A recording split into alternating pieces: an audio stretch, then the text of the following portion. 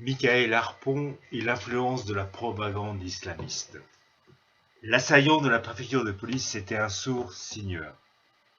Les assassinats ont choqué les sourds qui l'ont connu.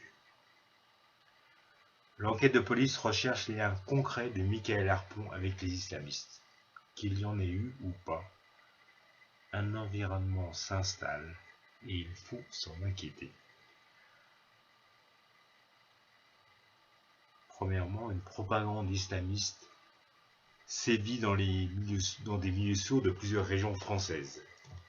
Des prédicateurs sourds s'infiltrent dans les mosquées pour recruter des sourds perméables à leur discours. Quelle est la teneur de leur prêche? Idéologie politique islamiste? Peut-être. Les entendants ne la comprennent pas, d'autant qu'ils ne considèrent les sourds que comme des handicapés de la parole, alors que ce sont des locuteurs d'une langue où tout peut se lire, et malheureusement aussi la propagande terroriste. Ce qui est palpable est le changement d'ambiance dont témoignent plusieurs faits quotidiens. À Marseille, par exemple, les discours, les gestes récurrents sont unité, pureté, dignité, se prononcent contre la liberté des femmes qui affaiblirait le camp musulman et aboutissent à interdire aux sœurs épouses de se baigner en maillot de bain. Des jeunes vont refuser les contacts avec les mécréants et des heures durant se fixer devant des vidéos, regardant fascinés les scènes de décapitation ou autres horreurs. Les signes qu'emploient les sourds pour décrire l'état second dans lequel sont plongés les spectateurs devant l'écran, deux index qui s'approchent, frémissant vers les deux yeux. On peut le traduire comme état d'hypnose. Les sourds affectionnent le visuel. Certains sont friands d'images creuses, et ces instants de fragilité deviennent propices pour ceux qui veulent les influencer. On marque aussi une fascination pour la mort, une admiration pour, entre guillemets, les martyrs. Des postures comme de sauveur du groupe plus fort que celui que l'on est, car la peur de mourir est absente. Dans la vie concrète, nous sommes des bon-coriens, alors éradiquons la réalité. La prise de conscience collective de cette menace est prioritaire.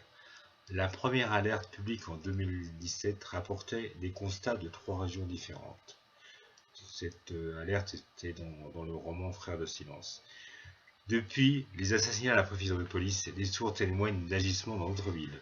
Ceux-ci vont, par exemple, de groupes de femmes qui ne se rendent pas aux cours dispensés par un homme, à des parents qui font regarder à leur enfant les vidéos de Daesh. Deuxième point, la carence de lieux d'échange, de formation en langue des signes. Les manipulations se développent de nos fragilités actuelles. D'abord, réfléchir. La société ne pâtit pas de sa diversité. Au contraire, la fraternité existe de nos différences.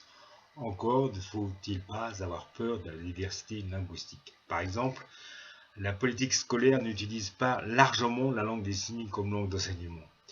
Au nom de l'inclusion dans le milieu ordinaire pour qui, chaque enfant sourd se retrouve isolé, désintégré. La quasi-absence de classes bilingues français langue des signes est une aubaine pour les extrémistes religieux. Une brèche dans laquelle ils s'engouffrent en proposant des activités culturelles et bientôt des écoles coraniques en langue des signes. Une activité sectaire qui produira des combattants illuminés. Ce qui touchera les sourds, un futur incarné par les sourds qui sont parvenus à des postes de responsabilité, professeurs, avocats, dirigeants associatifs. Les autorités publiques doivent s'appuyer sur eux. Devant leurs paroles convaincantes, le jeune fanatique ou au moins son entourage pourrait se tourner vers des modèles concrets, emprunter un minuscule sentier qui se satisfait du provisoire des vérités plutôt que de s'engager dans l'impasse mortifère de l'extrémisme religieux.